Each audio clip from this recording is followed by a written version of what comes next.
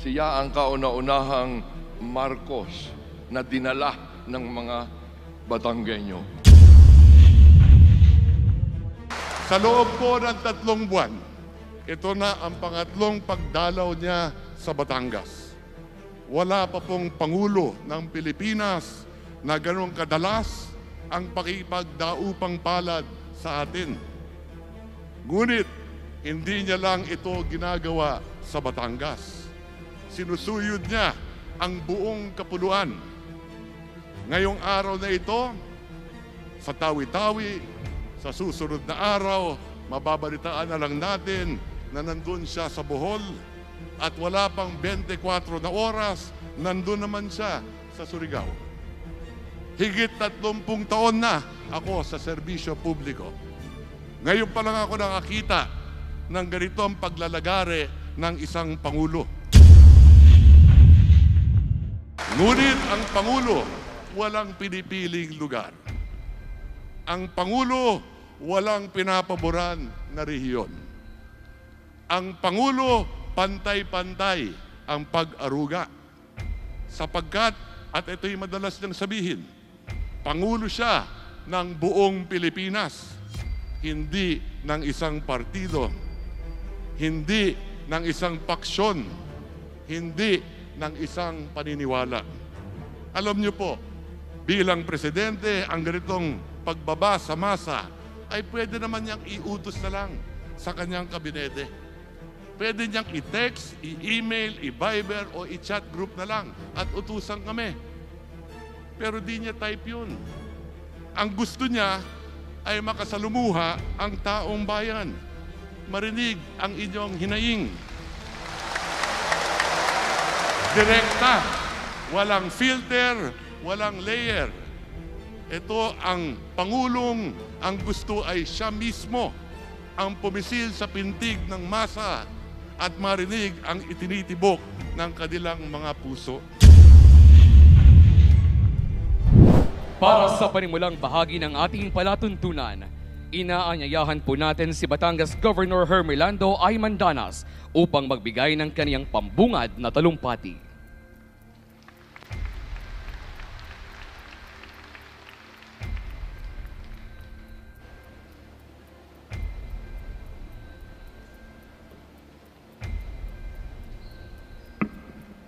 Sa ngalan ng ating dakila at magiting na lalawigan ng Batangas, kasama rin natin ang tunay na makasaysayang lalawigan ng Laguna.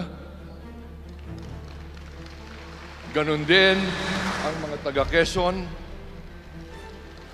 bilang gobernador ng ating lalawigan, kasama ang ating sanggunian, Vice Governor, ang ating mga mayors.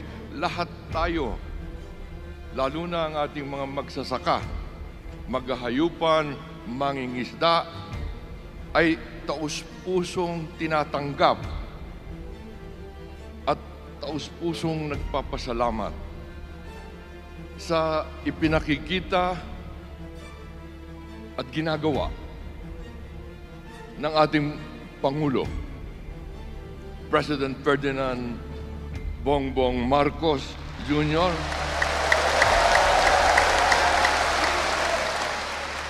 na tunay na binabago ang pagtingin sa mga Pilipino.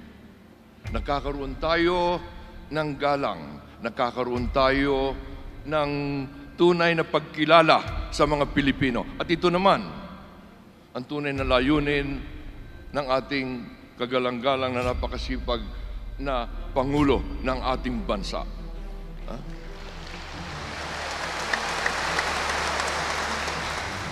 Kaya tayo ay talagang nagpapasalamat at ipinakikita na kinikilala ng ating Pangulo na sa lalawigan ng Batangas,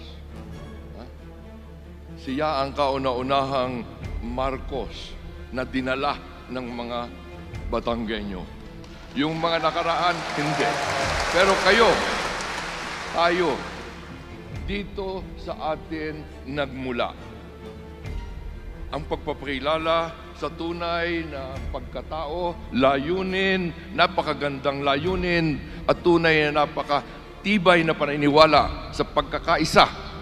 Tunay na naniniwala sa kagitingan at dangal ng mga Pilipino na talagang dapat nating itaguyod. At ipinakikita ito kasama ang kanyang mga kagawad, ng pamahalaan ng mga kagawaran.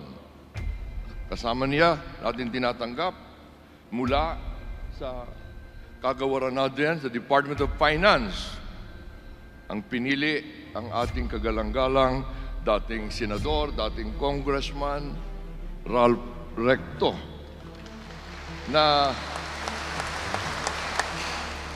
at ganun din ang ating mga mayor, at sabi ko nga, bilang chairman din ng ating region, ng Calabarzon. Yung Calabarzon, alam natin, ang pinakamaunlad na region. Pinakamaraming Pilipino naririto sa atin. Mas marami ang mga nasa Calabarzon kaysa Metro Manila, kaysa National Capital Region.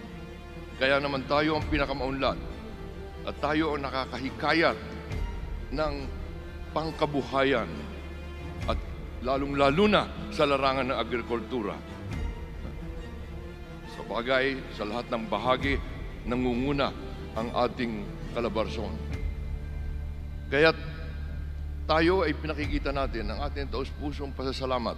At kapares ang nabanggit kanina, ang ating Pangulo naririto hindi lamang para mamigay, pero mahalaga upang pakinggan, marinig ang ating pang mga pangangailangan na wala siyang hangarin, kundi itaas talaga ang buhay, pagkilala, karangalan, dangal ng mga Pilipino. Kaya sama-sama tayo. Maraming salamat sa ating kagalang-galang na Pangulo Ferdinand Bongbong Marcos Jr. sa kanyang ginagawa. Nakita natin hindi tayo nagkamali sa pangunguna na siya itanghal bilang Pangulo dito sa ating lalawigan ng Batangas. Dito nagmula. Yang napakarami na nagpakita kaagad na tayo ay tunay na naniniwala. Meron tayong we believe, sabi nga. At ito naman ay hindi tayo nauunsyami. Ngayon, isang patotoo ito. Ang kanyang muli at malimit na pagpunta sa atin dito at pagharap sa ating lahat. Lalong-lalo na ang mga nangangailangan. At kasama nga ang kanyang mga nasa kagawaran. Kaya't kasama ng Governor, ang lahat ng mga Batanggenyo, ang aming mga mayors, ang aming mga sanggunian, ang aming mga, pero lalong-lalo na, ang aming mga magsasaka. Ang aming mga tunay na nagtatanim at naghahayupan, nananatili pa rin. Tayo, lalo na ang San Jose, dito nagmumula ang pinakamaraming itlog. Itlog naman ang manok. Ganon din ang manukan, tayo na ngayon ang number 1, pati sa mga babuyan, tayo na. At ngayon pinipilit natin sa tulong naman ng ating Pangulo at ng ating Secretary na yung ating pangingisda. Tayo ang pinakamalaking konsumo, pero at nasa atin ang mga kasangkapan para talaga magkaroon tayo ng food terminal na ginagawa natin ngayon. Pinag-aaralan naman namin sa utos ng ating Pangulo na magkaroon tayo ng fish port. Hinihingi rin ito, hindi lamang ng mga taga-Luzon, hindi lang Metro Manila, kundi pati yung mga nasa Mindanao. Kailangan nilang malapit sa ang kanilang mga pangingisda. At yun din namimigay din ng hanap buhay dito sa atin. Kaya lahat ng ito, patotoo na ginagawa ng ating Pangulo ang lahat para talaga magkaroon ng bagong Pilipino, bagong Pilipinas. Mabuhay ang ating Pangulo, Ferdinand Bongbong Marcos Jr. Mabuhay ang kanyang mga nasa kagawaran at kasama na ang ating sariling atin na namamahala ng pananalapi natin, ang ating Secretary Ralph Recto. At sa pagpapaganap, sabi ko nga, ang ating Secretary of Agriculture, na yan ay malaki ang sakripisyo. Yan ang nangunguna, pinakamal sa private sector, international. Pero dahil sa pagmamahal at dahil sa hiningi ng ating Pangulo, nagsasakripisyo, yung kanyang lahat na kaalaman, ibinibigay. Ganon din ang ating Secretary ng Department of Social Welfare, ang Rex Gatchalian.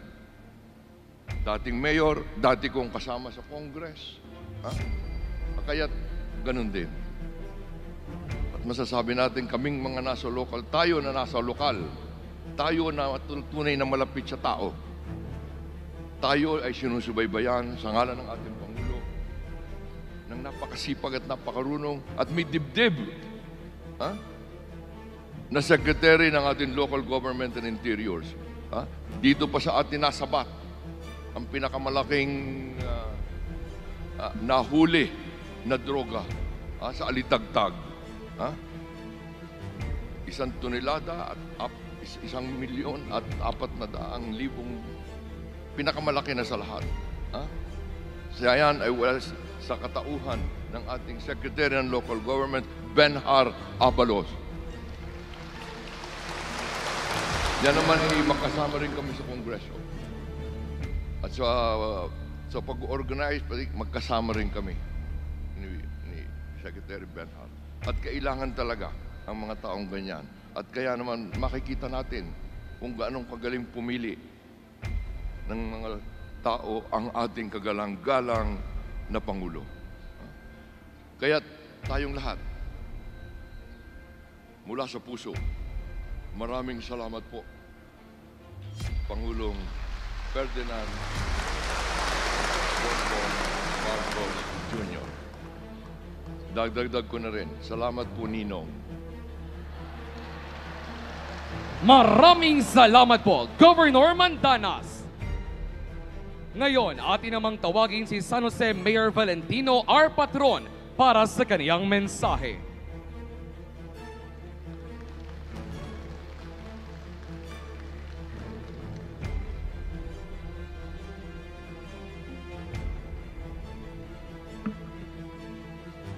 Hello!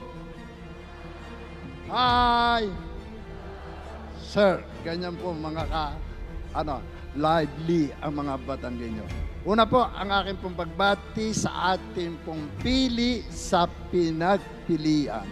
Ang ating pong ipinagpipitagan, iginagalang, walang iba, ang Pangulo ng Republika ng Pilipinas, kagalang-galang, Ferdinand Bongbong Marcos. Sir,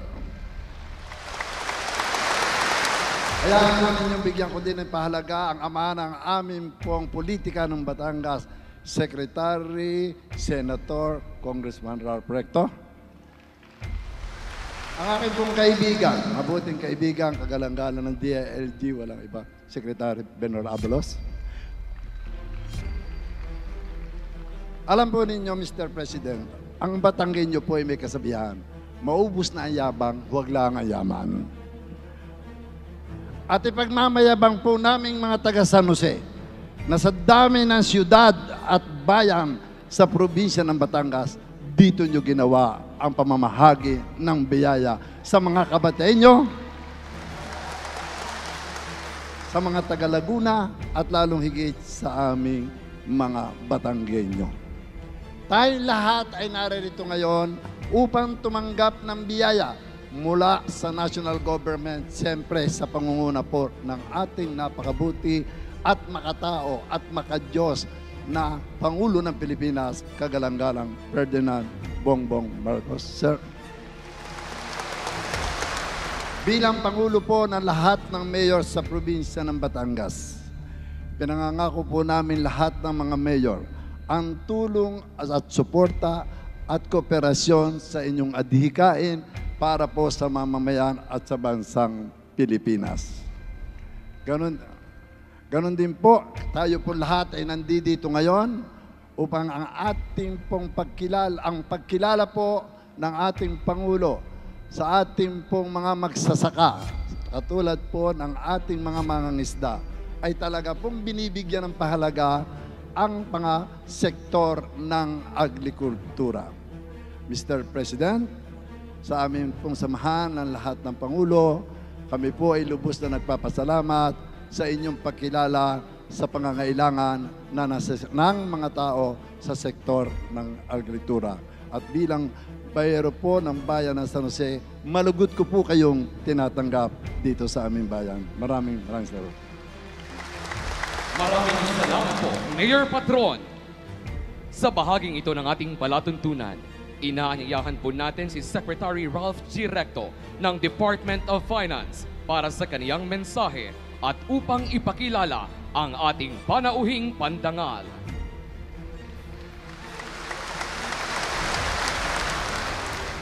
Maraming salamat, mahal na Pangulo, mga kaklase at seatmate ko sa kabinete at sa Kongreso, mga punong panlalawigan, mga alkalde ng mga lungsod at bayan ng Batangas, Laguna at Quezon, mga probinsya na hindi lang mayroong historical and social linkages, hindi lang bounded by a common language, pero isang manufacturing, industrial at agricultural powerhouse na rin. Itong economic triangle na ito ay malaki ang ambag sa ekonomiya ng ating bansa.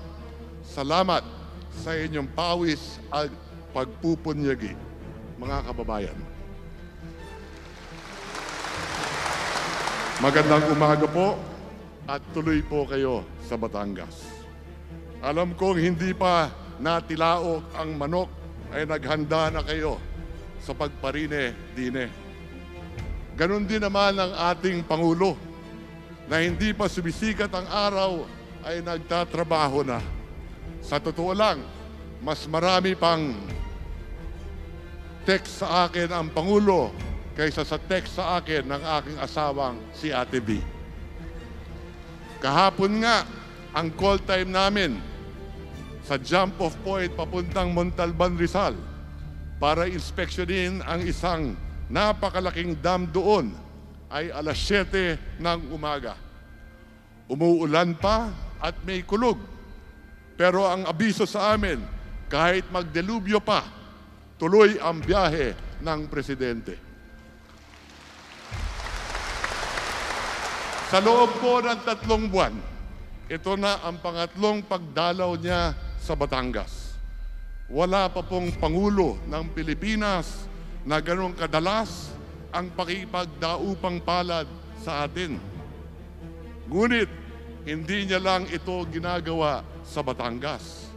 Sinusuyod niya ang buong kapuluan.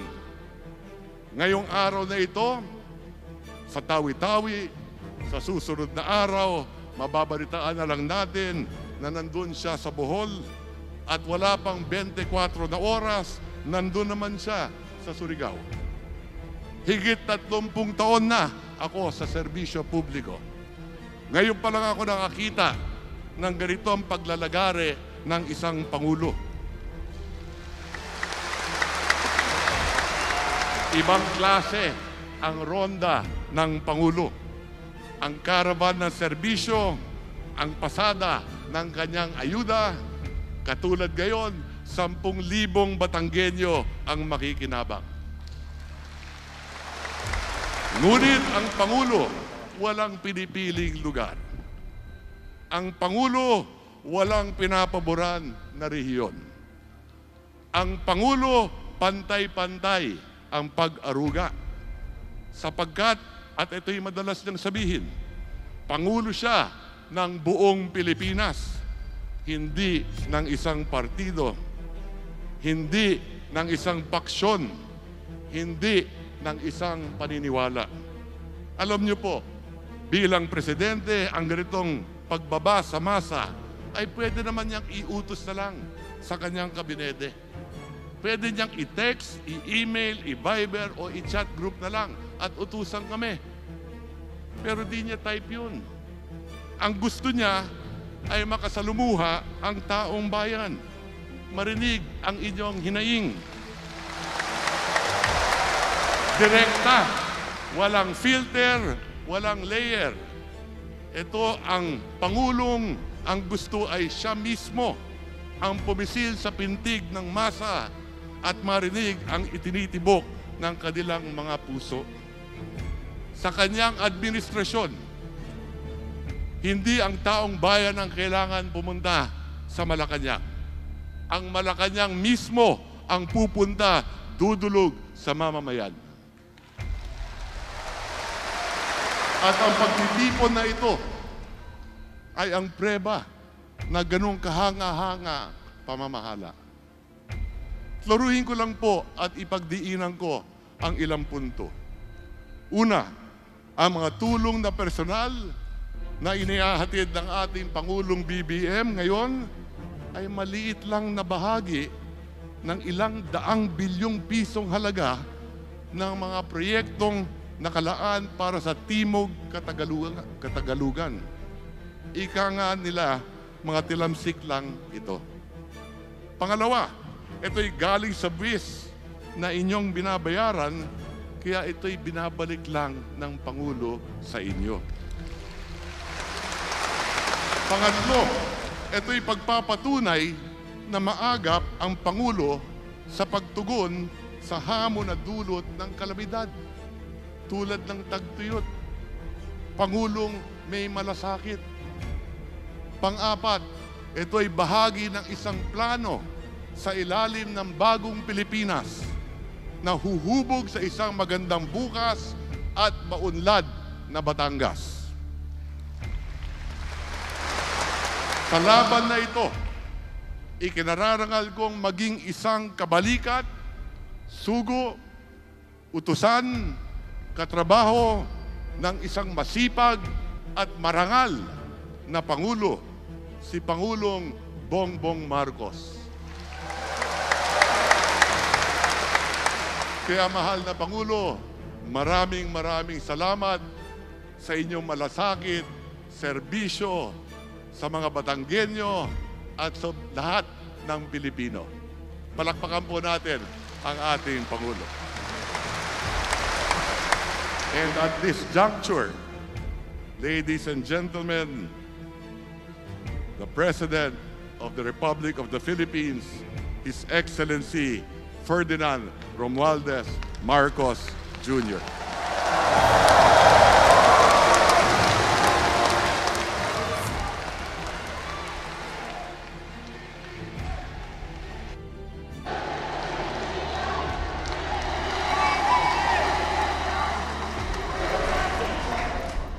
Maraming salamat sa kalihim ng kagawaran ng Ingat Yaman.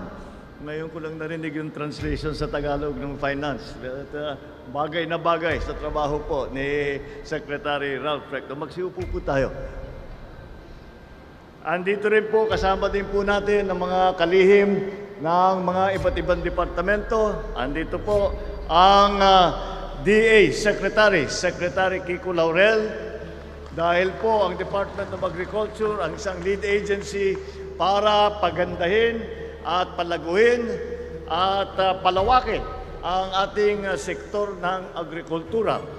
Yan po ay pundasyon ng isang matibay na ekonomiya, isang matibay na populasyon na sa ating mga kababayan, na kapag maayos ang food supply, maayos ang ating pagbigay ng hanap buhay sa ating mga magsasaka at mangingisda, ito po ay magbibigay ng maayos na lipunan ng Pilipinas. Andito rin po ang Secretary ng DSWD, Secretary Rex Gatchalian. Andito po at siya ay nakikita po ninyo kapag kalamidad, bagyo, may baha, may lindol, may pumuputok yung bulkan. Ngunit, sa aming pananaw, ang dumaan na tagtuyot na El Nino ay krisis din. Ito'y kalamidad din. Kaya't isinama natin sa ating mga programa para sa pagtulong sa mga tinamaan at napinsala sa pagdaan ng El Nino, sa pagsira ng inyong hanap buhay dahil sa tagtuyot. Ito po, ginawa po natin krisis yan, kaya nandito po ang DSWD upang tumulong.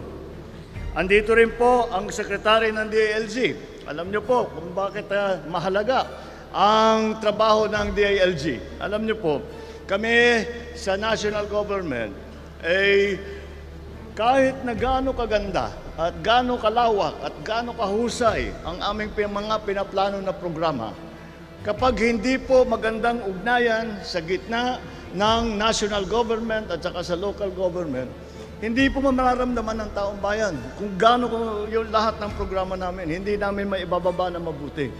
Kaya malaking bagay, malaking bahagi sa aming nagiging matagumpay na programa ay ang pag-ugnayan ng local government at saka ng national government upang lahat ng maaring gawin ng national government ay dinadala naman ng mga local government officials para agarang maramdaman ang benepisyo ng taong bayan. Yan po, ang gumagawa po niyan, ang namumuna po dyan sa ugnayan na yan, DILG Secretary Benhur Abalos.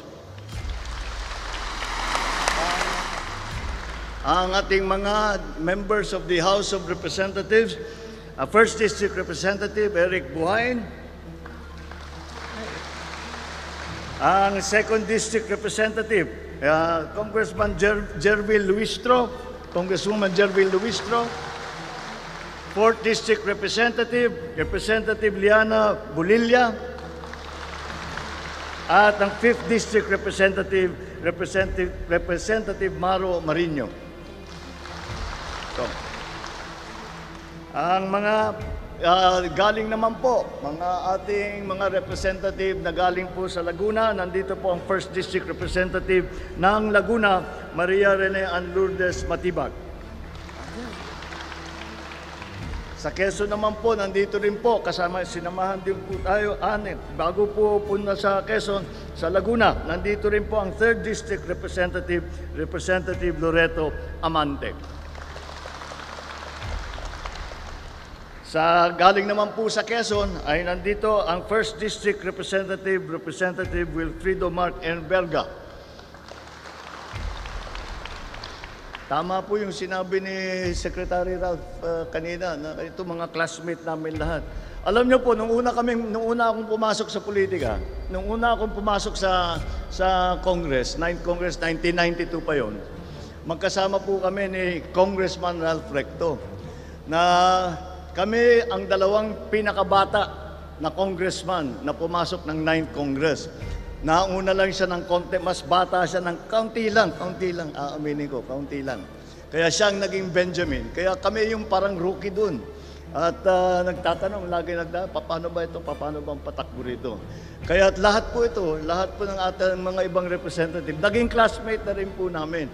Kaya po, napakaganda na makita na nagkakaisa lahat at nagtutulungan para sa ikabubuti ng ating mga kababayan. Ang ating mga party list representative ay nandito. CWS Party List Representative Edwin Gadiola is also here. AGAP Party List Representative Nicanor Briones. Anak Kalusugan Party List Representative Ray Reyes. Malasakit and Bayanihan Party List Representative Anthony Goles. Duterte Youth Party List Representative Drixie May Cardema. Ayan. Andito rin ang ating mga namumuno sa iba't ibang probinsya. Galing po, bago po, nandito po rin ang Laguna Provincial Governor Ramil Hernandez. At siyempre, ang tawag ko, ang bago ko pong pagbabati po sa itong kaibigan natin na matalik, na matagal na, bago noon pa, bago pa ng panahon pa ng aking ama, ay siya'y kasama ng First Lady noon. At ang tawag ko ngayon sa kanya, nung nagpadala ng picture sa akin, sabi niya, pirmahan mo. Ang sinulat ko dun, our favorite newlywed, Governor Dodong Mandanas.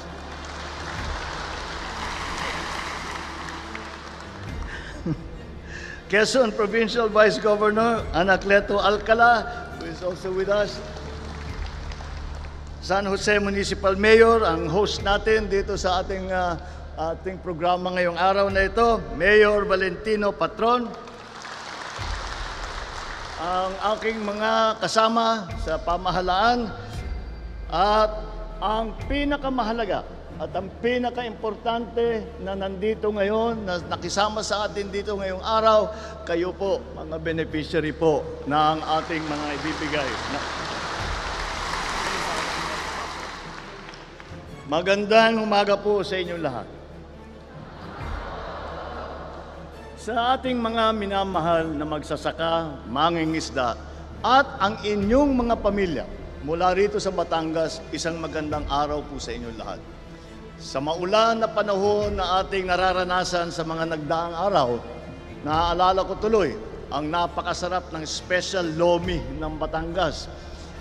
Bukod sa inyong magandang beach resort, ang masarap na pagkain ng Batangas, ang dahilan kaya dinarayo talaga ang inyong lugar. May pinakita pa sa amin kanina, may lambanog, may kami tawag namin bugnay, dito bignay wine. At kasama na rin dun sa pagsasalo natin, palagay ko mamayang gabi kami ni Secretary Ralph Recto at saka ni lahat ng Cabinet Secretary, tetestingin lang naman namin yung lambanog para makita kung talaga maganda.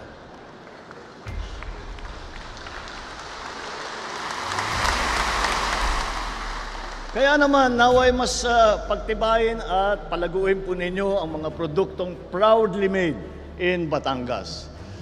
Narito po ako ngayon kasama ang mga ibang opisyal ng pamahalaan upang ipaabot ang aming taus-pusong pasasalamat sa inyong sipag at pagpupunyagi. Kami po ay mag-aabot ng kaunting tulong sa ating mga magsasaka, mangingisda at kanilang mga pamilya na labis na naapektuhan ng El Nino. Base sa aming huling datos, nagkakahalaga ng 408 milyong piso ang nawala sa sektor ng agrikultura dito sa inyong rehiyon, sanhi ng matinding tagtuyot. Kung kaya't mabamahagi po ang aking tanggapan, nagtig 10,000 piso para sa mga magsasaka, mangingisda at ilang pamilya mula sa Batangas, sa Laguna at sa Quezon. Sa kabuuan, mahigit 70 milyong piso ang ipapamahagi natin para sa mga benepisyaryo mula sa 3 probinsyang ito. Hangad ko na makatulong ito ng malaki sa kanilang pagbabangon. Panimula pa lang po ito. Sa pangunguna ng DA, mamamahagi tayo ng mga punla at pataba ng pananim tulad ng mais, palay, niyog, abaka, kalamansi at iba't ibang mga klaseng gulay.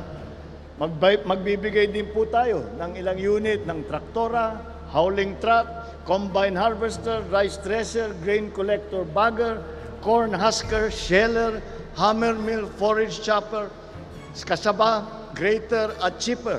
Ito po ay dahil binibigyan natin po ng pagkakataon ang ating magsasaka na hindi na dinadala ang kanilang produkto, ang raw material kung tawagin, at para i-process sa ibang lugar. Dito, mula sa paggamit nitong mga makinaryang ito, ay kaya na mag-processing, kahit small scale lang, kaya na mag-processing ang ating mga magsasaka, ang ating mga isda. Sa ganun, ang pinagbibili ngayon ay finished product. Ibig sabihin, mas mahal ang presyo na ngayon yun. At yung presyo na ngayon yun, hindi na pupunta sa processor, kundi pupunta na sa diretsyo na direkto na sa ating mga magsasaka at sa ating mangingisda para gumanda naman ang kita ninyo sa inyong hanap buhay. Dinagdagan pa po natin ng ilang unit ng recirculating dryer, solar-powered irrigation system, pump and engine sets para sa patubig at ilang kagamitan para sa pansaka. Para sa mga nag-aalaga ng hayop, magbibigay po tayo ng 50 kalabaw, ilang unit ng hauling truck, at 5 unit ng biosecured and climate-controlled finisher operation facility na nagkakahalaga ng mahigit 24 na milyong piso. Sa atin namang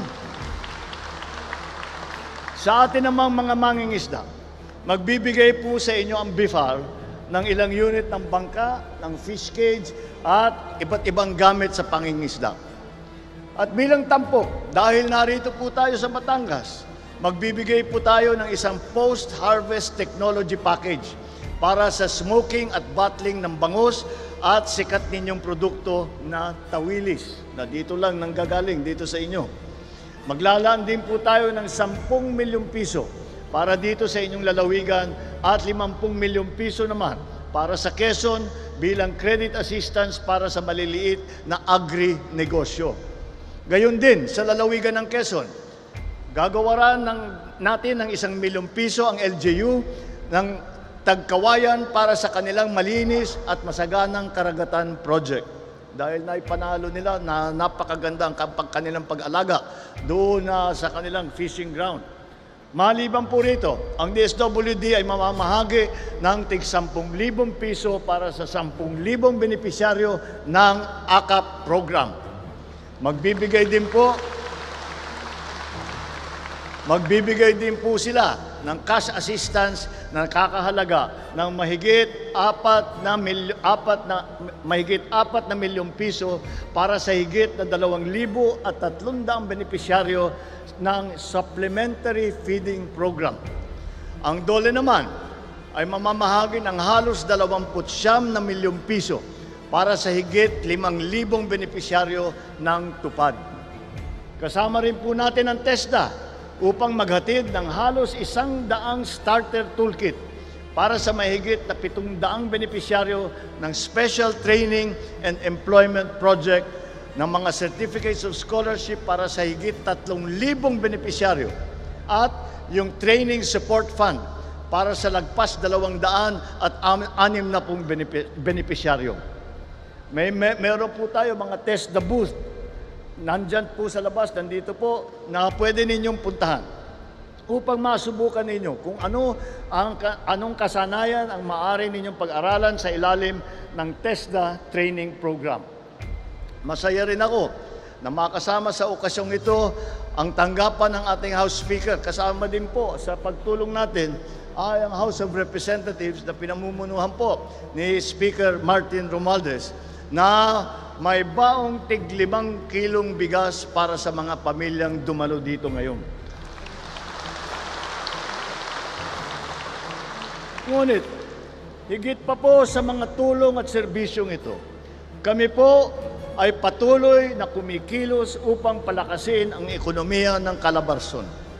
Mula noong 2023 hanggang 2024, nakapagbigay na po tayo ng halos 10 bilyong piso para sa Philippine Rural Development Plan dito sa Region 4A.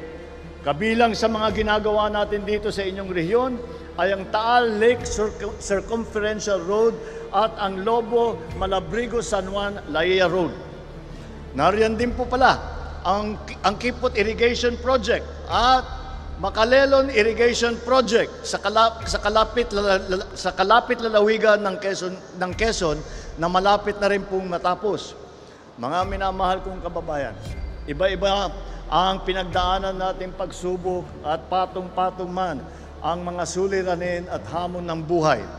Malalampasan natin ang lahat ng ito kung patuloy tayong nagtutulungan sa isa't isa. Naniniwala ako na likas na matatapang ang mga Batanggenyo, kasing tapang ng Kaping Barako. Matapang ninyong sinusuong ang mga pagsubok para sa kapakanan ng inyong mga pamilya. Kaya po, ako ay nakakaasa na makakaasa po kayo na patuloy po namin kayong aalalayan. Sama-sama tayong maglakbay tungo sa isang mas masaganang bukas, ang bukas ng bagong Pilipinas. Mabuhay ang ating mga magsasaka, mabuhay ang ating mangingisda, mabuhay ang Batangas, mabuhay ang Quezon, mabuhay ang bagong Pilipinas.